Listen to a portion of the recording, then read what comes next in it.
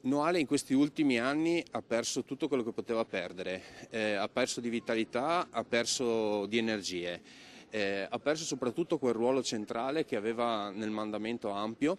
Fabrizio Stevanato presenta la sua candidatura a sindaco di Noale per le prossime elezioni amministrative a capo di una coalizione di centrosinistra che vedrà coinvolte realtà dell'associazionismo, della cultura, del commercio e delle attività produttive. Un gruppo che vuole fare politica con uno spirito rinnovato, sincero e coraggioso, dice. La città ha bisogno di un rilancio deciso. I problemi sono quelli di una città che è asfittica e che si è sentita rispondere con troppi sorrisi di circostanza ai continui cambiamenti delle esigenze che ci sono state nella nostra società, e questo ha bisogno di una risposta decisa e puntuale. Risvegliare Noale con ricette nuove a misura dei bisogni dei suoi cittadini è la parola d'ordine del programma elettorale.